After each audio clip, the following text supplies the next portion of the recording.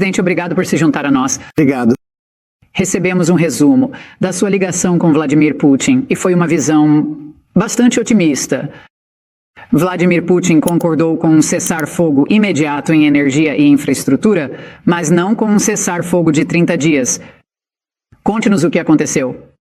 Bem, você tem uma situação. Temos muitas armas apontadas umas para as outras de forma tola, porque isso nunca teria acontecido se eu fosse o presidente. Essa não era uma guerra que deveria ter acontecido. E aconteceu. Então, é aí que estamos. E agora você tem muitas armas apontadas umas para as outras, e um cessar-fogo sem ir um pouco mais longe teria sido difícil. A Rússia tem a vantagem, como você sabe. Eles cercaram cerca de 2.500 soldados. Eles estão bem cercados, e isso não é bom. E queremos acabar com isso. Olha, estamos fazendo isso. Não há americanos envolvidos? Pode haver, se acabarmos na Terceira Guerra Mundial por causa disso, o que é tão ridículo. Mas você sabe, coisas estranhas acontecem. E eu acho que tivemos uma ótima ligação. Durou quase 2 horas. Falamos sobre muitas coisas para chegar à paz. E nós falamos sobre outras coisas também. Então... Houve não negociáveis mencionados por Putin? Foi relatado que, eu acho que a mídia do Kremlin realmente afirmou isso. Ele exigiu uma cessação imediata da ajuda à Ucrânia para conseguir chegar a esse acordo em várias etapas. Não, fez. Na verdade, não falamos sobre ajuda. Nós não falamos sobre ajuda de jeito nenhum. Nós falamos sobre muitas coisas, mas a ajuda nunca foi discutida. No comunicado também foi dito que ambos os lados querem chegar a uma relação bilateral melhor. Os Estados Unidos e a Rússia. É verdade. Como podemos confiar que Vladimir Putin realmente quer isso e que ele não está sendo influenciado ao mesmo tempo por seu amigo próximo, o presidente Xi da China? Bem, veja, temos nossas próprias discussões com o presidente Xi da China e ele também quer se dar bem e está buscando se dar bem e nós estamos buscando nos dar bem com ele e nós vamos. Temos um problema de comércio onde temos um grande desequilíbrio com a China.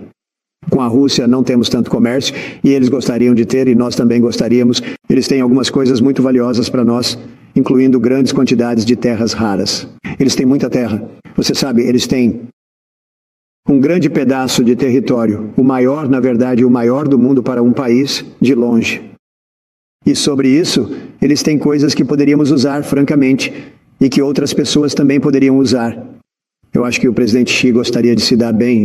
Tivemos uma liderança incompetente. Foi uma guerra. Um exemplo que nunca teria acontecido se eu fosse presidente. Parte do seu desejo de forjar essa nova relação com a Rússia também é impactada pelo relacionamento mais próximo da Rússia desde que você deixou o cargo em 2021 com a China?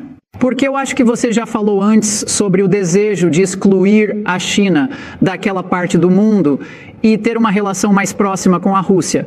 Então, como um estudante de história que eu sou e eu assisti a tudo, a primeira coisa que você aprende é que você não quer que a Rússia e a China se unam. Dito isso, não é uma parte grande disso, mas talvez isso aconteça ou talvez não. O Obama realmente os forçou a se unir por meio de energia e políticas energéticas ruins.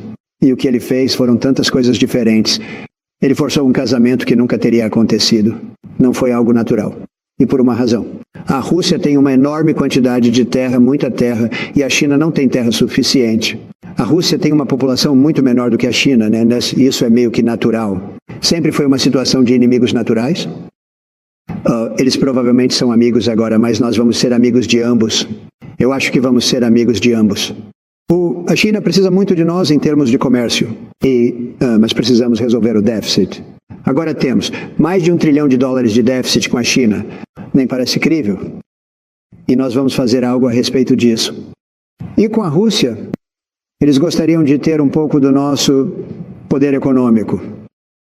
A crítica que você ouviu desde realmente 2015 é que você tem mais em comum com Vladimir Putin do que com líderes globalistas, talvez alguns líderes da OTAN, e neste caso, com o Zelensky. Vocês dois são nacionalistas. O Zelensky é mais um globalista. Como você responde a essa crítica? Bem, eu sou um nacionalista, mas sou um nacionalista pelos Estados Unidos, não por mais ninguém. E é interessante porque ninguém foi mais duro com a Rússia do que eu. Sou eu quem apontou o Nord Stream 2 e eu o parei. O Nord Stream é o maior gasoduto, eu acho, do mundo, cuidando de toda a Europa. E estava sendo construído antes de eu chegar lá, De alguma forma eles estavam no caminho que ia ser e eu parei. Estava completamente morto. Eu parei no seu caminho. Isso não é alguém que está sendo particularmente... Este é o maior projeto que eles já tiveram. Eu o parei quando o Biden entrou. Ele imediatamente o aprovou. Imediatamente. Uma das primeiras coisas que ele fez ao assumir o cargo foi aprovar o Nord Stream 2. Ninguém nunca ouviu falar do Nord Stream até eu ser presidente. Eu disse, o que você está fazendo? Você quer dizer que está construindo um gasoduto para a Alemanha e vários lugares na Europa. Você está pagando bilhões de dólares por mês para eles, e então estamos pagando muito dinheiro para lutar contra eles. Isso não. E Putin realmente me disse, se você é meu amigo, eu odiaria te ver como meu inimigo. Ele disse isso de forma muito enfática. Mas com tudo isso, eu tive um relacionamento muito bom com o Putin, eu tive um relacionamento muito bom com o presidente Xi, um relacionamento muito bom com Kim Jong-un da Coreia do Norte. Muitos bons relacionamentos. Isso é uma coisa positiva. Isso não é uma coisa negativa. Mas, ao mesmo tempo, eu me preocupo com o nosso país. Então é por isso que estamos falando sobre isso. As tarifas vão totalizar trilhões de dólares. Eu quero chegar nas tarifas em 1 minuto, porque vamos primeiro abordar isso. A outra grande notícia que foi o chefe de justiça da Suprema Corte emitiu, que declaração rara sobre a sua sugestão no Truth, que você postou mais cedo hoje, de que o juiz James Boasberg deveria ser impeached. Depois que ele ordenou, que os voos de deportação para El Salvador fossem interrompidos, eles basicamente foram revertidos. O chefe de justiça disse, mais de 2 séculos entendemos que, essencialmente, o impeachment era para circunstâncias muito raras e não uma resposta apropriada a decisões com as quais você discorda. Qual é a sua reação ao fato de os tribunais terem intervenido para fazer uma declaração aqui? Eles não fizeram uma declaração quando Joe Biden decidiu perdoar todos aqueles empréstimos estudantis. Bem, ele não mencionou meu nome na declaração. Eu só vi rapidamente. Ele não mencionou meu nome. Mas muitas pessoas pediram o impeachment dele. O impeachment desse juiz, eu não sei quem é o juiz, mas ele é radical à esquerda. Ele foi nomeado pelo Obama. E ele disse que não deveríamos ser capazes de tirar criminosos, assassinos, homicidas, que não deveríamos ser autorizados a expulsá-los do nosso país. Bem, esse é um trabalho presidencial. Isso não é algo que um juiz local deveria decidir. E eu achei isso terrível. Na verdade, ele disse quando eles já estavam a caminho. Houve uma ordem emitida, pelo que eu entendo, para trazê-los de volta ou para não deixá-los ir ou algo assim. E isso não é algo que o país aceitaria. Essas pessoas, elas foram deixadas entrar aqui por um presidente incompetente que tinha fronteiras abertas e qualquer um do mundo podia entrar. E nós recebemos assassinos. Nós recebemos pessoas de instituições psiquiátricas e prisões. O juiz está basicamente dizendo, com licença, senhor presidente, que ainda há um processo em andamento. Você pode ler nas entrelinhas.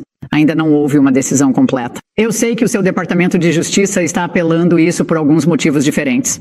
Mas isso está levando as pessoas a se perguntarem se há ordens judiciais que você irá desobedecer porque acredita que o juiz não tem jurisdição ou se há questões políticas e não é passível de julgamento de forma alguma. Rio, que você diria a isso? Existem circunstâncias você desobedeceria a ordem judicial?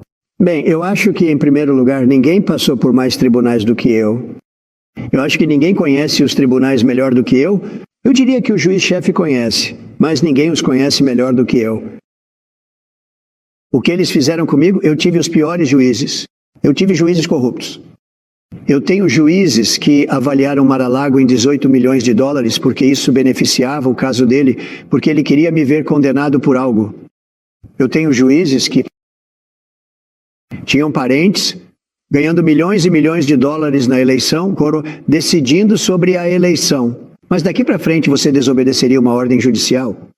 Todos nós sabemos disso. Isso foi ultrajante. Eu nunca desobedeci ordem judicial. Você não faria no futuro? Não, você não pode fazer isso. No entanto, temos juízes ruins. Temos juízes muito ruins. E esses são juízes que não deveriam ser permitidos. Eu acho que, em certo ponto, você tem que começar a olhar para o que fazer quando você tem um juiz desonesto. O juiz de quem estamos falando, você olha para suas outras decisões. Quero dizer, decisões não relacionadas. Mas tendo a ver comigo, ele é um lunático. Ele quer detalhes de quando os voos partiram. E acho que eles parecem estar tentando estabelecer a base para sua administração ter desobedecido uma ordem judicial. Agora, vocês todos disseram que não deram horários específicos e vocês entraram com uma moção no tribunal, seu Departamento de Justiça, para impedir que mais informações sobre horários específicos dos voos sejam divulgadas. Então, parece que é para onde isso está indo. Você tem fé de que a Suprema Corte, no final, decidirá a seu favor? Tenho. Porque o trabalho de tirar pessoas do nosso país que são assassinos, que são absolutamente as piores pessoas, os chefes do tráfico, estão causando tantos problemas neste país. E nossos chefes do tráfico entraram, os maiores deles. Eles deixaram outros países para entrar aqui. Eles entraram por uma fronteira aberta. Estão ganhando milhões de dólares, destruindo vidas, matando pessoas. E isso é uma questão presidencial. Supostamente deveríamos estar tirando-os ou levando-os à justiça.